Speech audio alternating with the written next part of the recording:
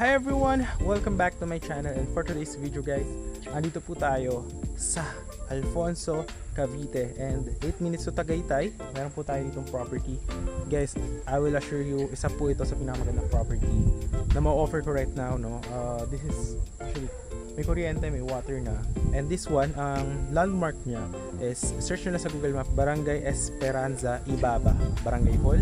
So katabi lang nito yung property. So ito siya, may mga concrete road, yan. Electricity, water, may LTE signal, may mga kapitbahay. Malakas ang tubig, you know. And going to Tagaytay, sa Antonio's breakfast is around 8 minutes. So ngayon is around 5:45 PM. Nagmotor tayo going to the property. Ayan. Cash rito car guys, napakalaki ng kalsada. Ayan. Tapos papaliparan ko ng drone shot mamaya if gaano to accessible to the Barangay Road. Siguro mga 2 minutes going to Barangay Road, going to Tagaytay mga 8 minutes. Tapos malapit siya sa Antonio's breakfast, no? So ito yung ating property, ayan. So siguro para mas makita niyo muna siya and appreciate nyo yung kanyang surroundings and yung tanawin. Napakaganda nito guys. May mga pinyahan pa na what do you call this, view doon sa likod. May balcony and may second floor, may ground floor pa. So yeah, we will go there. So for now, panoorin nyo muna yung drone shot para ma-appreciate nyo itong napakagandang property. Just for only 6,200,000 square meter ang kanyang lot area, 125 square meter yung kanyang floor area. 4 bedrooms. At guys, papaikutan natin ng drone shot to para makita nyo talaga siya. Free transfer of title na dun siya. So I will show it here on 3, 2, 1. Ito po yung kanyang drone shot.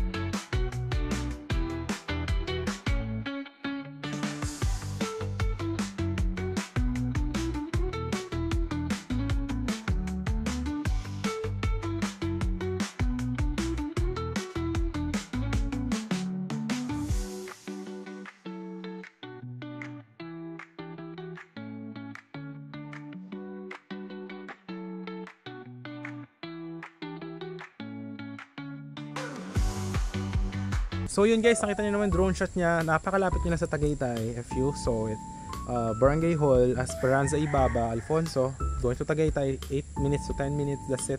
Very cold weather guys, and napakatahimik ng surroundings guys. So ito, kasya rito 3 car. Ayan o. Ito yung parking area. Ayan yung kapitbahay. End lot na yan guys eh. Ayan o, tingnan nyo. So here, yan. Kita nyo yung view. Ayan. Kasya rito 3 sasakyan. 1, 2, 3. Ayan. So for only 6 million guys, 200 square meter. And ito agad yung bubungod sa inyo, di ba? Napakaganda. Ayan. And ayan guys, kompleto na yan with the sliding windows. Napakaganda mga bathroom. Ayan. So pipinturahan pa po ito, no? Ayusin pa po yan. So ito siya. Napakaganda. So siguro ang gawin natin muna before tayo pumasok sa house is puntahan natin yung sa baba. Ayan. So para makita nyo yung kanyang what do you call this? Yung backyard mo dito sa baba, underground from the parking. Ayan. So this is it, no? And guys, napakaganda ng view. Tingnan nyo mga pinyahan, no? Diba? Ayan guys. Ayan, tingnan nyo. Ayan yung kanyang napakagandang mga open rooms. Ayan, tingnan nyo. Ito yung kanyang, pwede dito guys, lagyan nyo ng swimming pool. Ayan o, napakalamig guys, overlooking. So gabi, mag party kayo dito, swimming pool. Tingnan nyo naman yung view, mga pinyahan. Ayan o, napakatahimik at malamig guys. Tingnan nyo yung hagos, kumpas ng mga puno. Ayan guys, tingnan nyo, ito yung inyong kwarto dito. Tapos ito, napakalaki, as in good for rest house. May balcony. Tapos meron pa ron 3rd floor. Ayan o. Tapos meron pang balcony doon sa kabila. Ayan o. Hindi po ba napakaganda? Ayan o. So ang maganda dito guys, kayo nang bahala if what you want to do with this one. But for the turnover nito, ayan, nakapintura na po yan, may kuryente, water, may drainage system, Meron na tong mga yung sa drainage, yung kanyang Poso Negro lahat. Pwede nga kayo actually magtanim-tanim dito. Ito yung mga pinyahan. Napakalamig guys dito sa area na to. I assure you, this property is around 520 meters above sea level. Tagaytay is around 560 meters above sea level. So yan guys, may balcony. Isipin nyo, for 6 million free transfer of title, pwede nyo nang gamitin bahay. 90% pag payment nyo, sign kayo deed of sale with the seller. Then yung 10% remaining will be paid kapag nabigyan nyo na sa inyo individual title nyo. But pag payment nyo, deed of sale, pwede nyo na actually ito tirahan, no? Ayan, so napakaganda guys. Tingnan nyo naman. Ayun, no? Tatapusin pa yan yung mga pintura, yung mga lightings, no?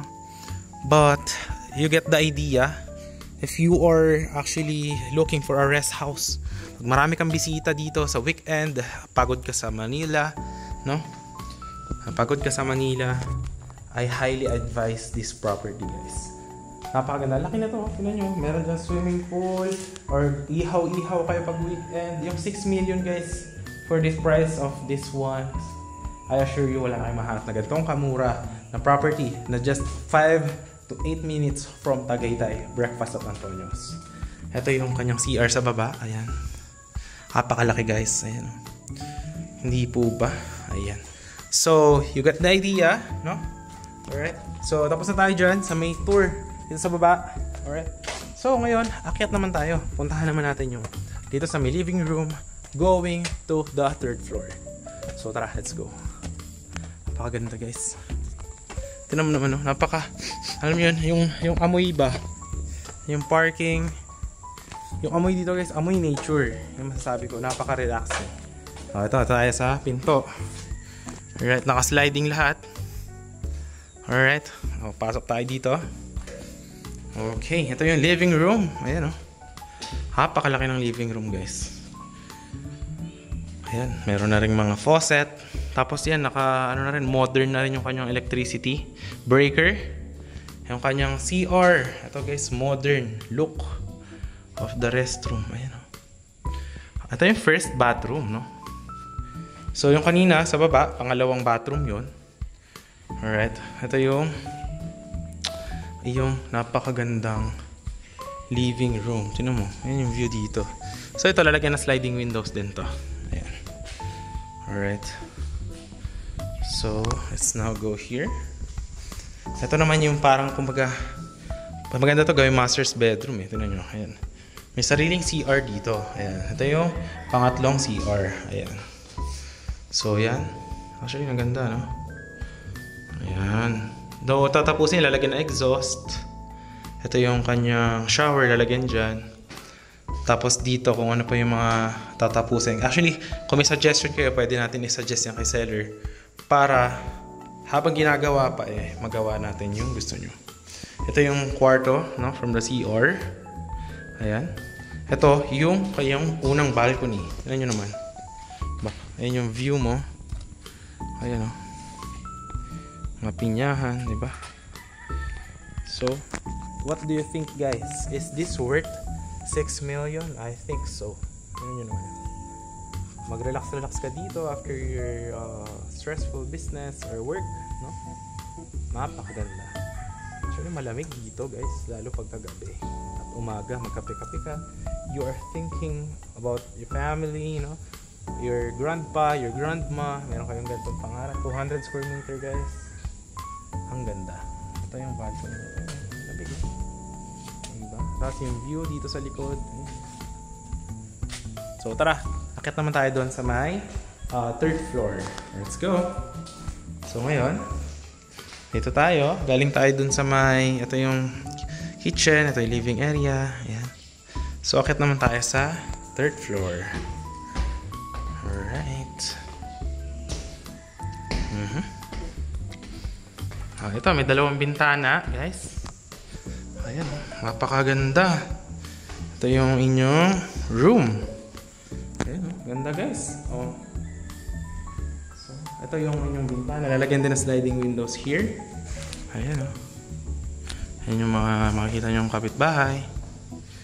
Ayan. You know, napaka-relaxing. Ayan, kita nyo? And may sliding windows din dyan. And then, dito yung inyong terrace. Ayan. Ito siya. Ayan, napakaganda guys. Ito yung view.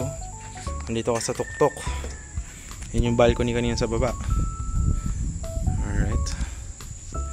Napakaganda guys. At Esperanza Alfonso Ibaba. Ayan. Ang lamig, no? Ganda. Tignan nyo guys, oh. Diba? Ito yung third floor mo. Ganda. I highly advise this one. Ayan, may mga kapitbahay dun. Dami rin kotse dyan, no? Parang compound ba. Ayan. May mga nakatira na rin. May kuryente na kasi dito tsaka tubig. Tsaka may mga nakatira na rin dyan sa iba na lots. Ayan. So, what do you think guys? Napakaganda. Kompleto na rin yan. Lalagyan na lang ng mga ilaw. But for the mga socket, kuryente, water, meron na yan dito. So, I think that sums up our property tour for this house. No? So, napakaganda guys. I really love the house. So, ang maganda dito guys, tatlo yung CR. No? And, kung nakita nyo, ang maganda dito, yung seller is kung ano yung mga gusto mo, pwede natin yung pag-usapan and work out if kaya, no? But yeah, this is the house for only 6 million. 200 square meter ang lot area. 125 yung floor area. Actually, marami kang pwedeng gawin dito if for rest house kasama family. And yeah, so ang system guys, 90% payment for the deed of sale. Then after that, pwede nyo nang tiran, ilipatan ng gamit. The 10% remaining will be paid kapag nabigyan na sa inyo individual title nitong lot, itong property na to. So yun, that sums our house tour of this one. If you do like this one, kindly hit yung thumbs up, share more to other people, and if you are interested, message mo ko sa Viber or WhatsApp, and I hope ma-assist ko kayo sa pagbili itong napakagandang housing lot na ito. Once again guys, this is John Critch, and I hope to see you in the next vlogs. Bye bye.